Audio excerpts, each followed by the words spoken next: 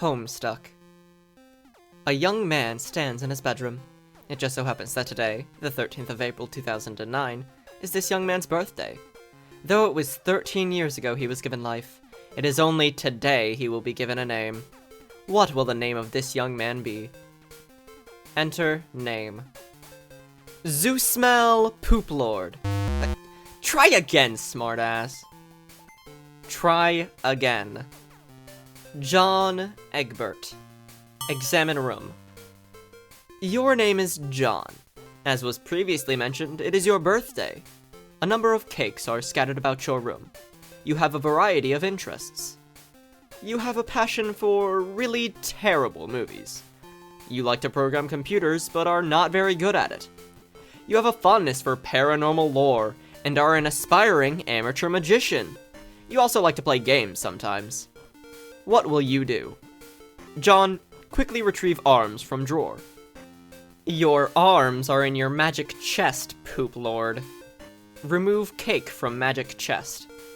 Out of sympathy for John's perceived lack of arms, you pick up the cake for him and put it on his bed. John, quickly retrieve arms from magic chest. You retrieve your fake arms from the chest. You use these for hilarious antics. You captchalogue them in your Silodex. You have no idea what that actually means, though. There are other items in the chest. John, examine contents of chest. In here, you keep an array of humorous and mystical artifacts, each one a devastating weapon in the hands of a skilled magician or a cunning prankster. You are neither of these things. Among your artifacts are 2 fake arms, currently captchalogued in your Silodex, 1 pair of trick handcuffs, 1 stunt sword, 1 magician's hat, 1 pair of Beagle Puss glasses, several smoke pellets, several blood capsules, and 1 copy of Colonel Sassacre's daunting text of magical frivolity and practical jaspery, and 1 copy of Harry Anderson's Wise Guy by Mike Cavaney. Some of this stuff may come in handy at some point. For now, you just decide to take the smoke pellets. John, captchalogue smoke pellets.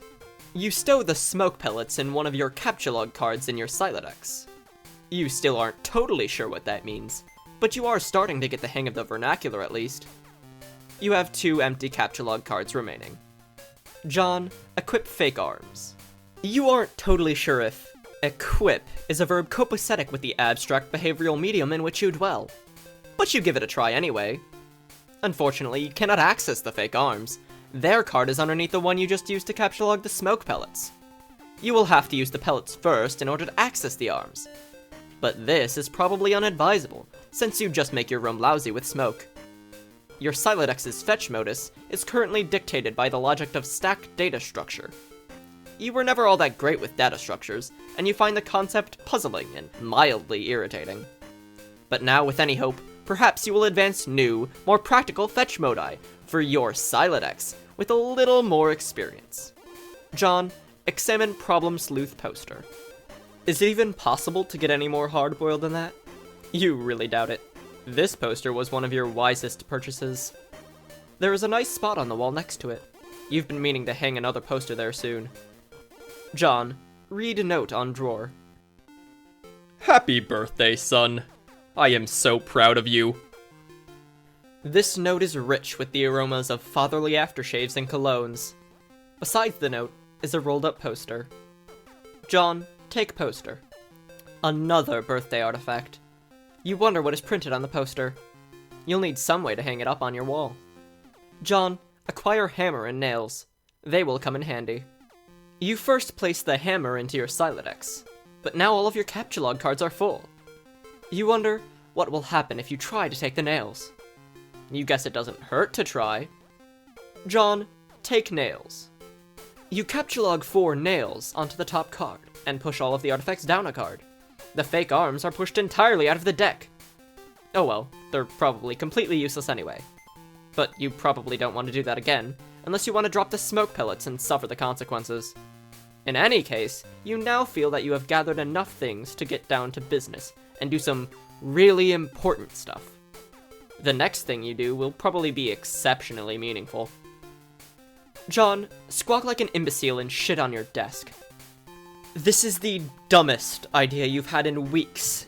Stupid, stupid, stupid. And yet, the polished surface of your desk.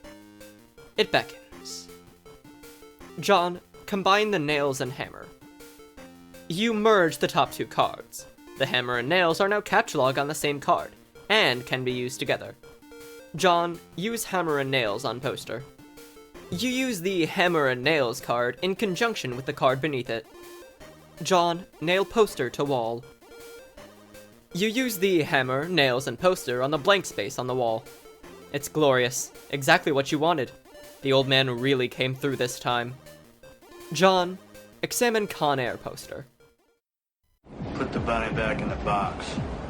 I said, put the bunny back in the box. Why couldn't you put the bunny back in the box? John, examine Deep Impact poster. Morgan Freeman's genteel, homespun mannerisms were perfect qualities for a president residing over a crisis. Oceans rise, cities fall, hope survives. Wow. Films about impending apocalypse fascinate you. Plus, a black president, now you've seen everything. John, examine calendar. You've marked your birthday, the 13th of April. Another day you've marked was supposed to be the arrival date for the highly touted Sburb beta launch. It's been 3 days already. It's starting to become a sore subject with you. John, eat cake. You are sick to death of cake. You've been eating it all day. And you have no intention of clogging up your Silodex with it either. The cake stays put for now. You hear a notice from your computer. Someone is messaging you. John, examine incoming message. You pull up to your computer. This is where you spend most of your time. You decorated your desktop with some rather handsome wallpaper, which you made yourself. You are really proud of it. Your desktop is also littered with various programming project files. You are so bad at programming, sometimes you wonder why you even bother with it. Your Pester Chum application is flashing. Someone is trying to get in touch with you. John, open Pester Chum. Only one of your chums is logged in. He sent you a message. John, open message. Hey, so what sort of insane loot did you rake in today? I got a Little Monsters poster. It's so awesome. I'm gonna go watch it again today. The apple juice scene was so funny. Oh hell, that's such a coincidence.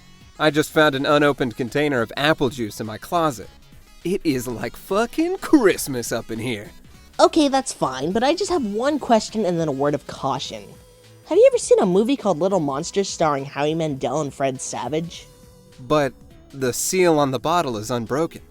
Are you suggesting someone put piss in my apple juice at the factory? All I'm saying is, don't you think Monster Howie Mandel has the power to do something as simple as reseal a bottle? Try using your brain, numbnuts. Why did the fat kid or whoever drank it know what piss tasted like? I mean, his reaction was nigh instantaneous. It was the 15th day in a row Howie Mandel peed in his juice. Okay, I can accept that. Monster B-list celebrity douchebags are cunning and persistent pranksters. Also, Fred Savage has a really punchable face. But who cares about this? Let's stop talking about it. Did you get the beta yet? No, did you? Man, I got 2 copies already, but I don't care. I'm not gonna play it or anything. The game sounds boring. Did you see how it got slammed in Game Bro?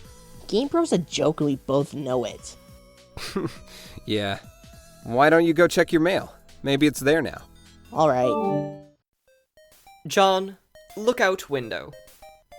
You see the view of your yard from your window. Hanging from the tree is your tire swing. In a kid's yard, a tree without a tire swing is like a proper gentleman without a monocle. That is to say, he can hardly be considered a terribly proper gentleman at all. And beside your driveway is the mailbox. John, examine mailbox. The little red arm swingy dealy thing or whatever it is called is flipped up. What the hell is that thing called anyway? You do not have time for these semantics. The red flippy lever means that you have new mail. And that means the beta might be here. John, go outside and check mailbox. You are about to hurry downstairs when you hear a car pull into the driveway. It looks like your dad has returned from the grocery store. Oh great, he's beating you to the mail. John, forget it. Check the mail later. If you go downstairs to get it, he will likely monopolize hours of your time. You decide to chill out here for a while, until the dust settles. Sometimes you feel like you are trapped in this room. Stuck, if you will, in a sense which possibly borders on the titular. And now your chum is pestering you again. The clockwork of friendship turns ceaselessly, operating the swing lever dealies of harassment in perpetuity. Whatever, the dude can hold his damn horses. John, examine games on CD rack. You've put countless man-hours into this assortment of quality titles. John, read Colonel Sassacre's daunting text. You decide to consult with the Colonel's bottomless wisdom. Good grief, this thing is huge. It could kill a cat if you dropped it. But to really dig into this hefty book, you will have to capture log it. You are not sure if you are ready to logjam your other artifacts beneath it just yet. John, capture log fake arms again. What did you just say? You don't want to clog up your... Oh, Jesus. In a momentary lapse of concentration, you accidentally capture logged the arms again. John, set Pester Chum status to bully. You don't think the situation is quite dire enough to go all the way to rancorous, but you still feel the Pester Chum client should reflect your mood change in some way. Bully will have to do, you guess. This, unsurprisingly, does nothing whatsoever. Oh, right. You forgot your chum is still pestering you. John, answer chum. Is it there? Please say yes. Maybe you can play with TT. She's been pestering me all day about it. She's macking on me so hard all the time, I start to feel embarrassed for her. I mean, not that I can blame her or anything. Yes, it's understandable because you're really attractive. I'm attracted to you. Thank you. JK, haha. No, I don't have it yet. My dad has the mail, and I guess I have to go get it for a moment and see if it's there. And I've been busy spending all afternoon shitting around with my stupid Silodex. It's so frustrating. What's your modus? What? How do you retrieve artifacts from it? Oh, like one at a time, I guess, and if I put too much in, something falls out. What? Stack? What's yours? Hash map. My bro taught me a few tricks. He basically knows everything, and is awesome. What the hell is that? You should probably brush up on your data structures. I guess. Did you at least allocate your Strife Specibus? No. It should free up a card for you, plus let you attack stuff whenever things get too hot to handle. Which is never. What have you got? Well, I've got a hammer, but it's trapped under some arms. Wow, you really suck at this, don't you? Just get rid of the arms and then allocate the hammer to the Specibus. How? I don't know, just use the arms on any old thing and see if it works. John, combine fake arms with cake. You stick the fake arms in the cake on your bed. This definitely makes the cake at least 300% more hilarious. You're sure Colonel Sassacre would know the precise index of elevated hilarity. John, allocate hammer to Strife Specibus. You check the back of your Strife Specibus for the kind abstratus you have in mind for it. John, select hammer.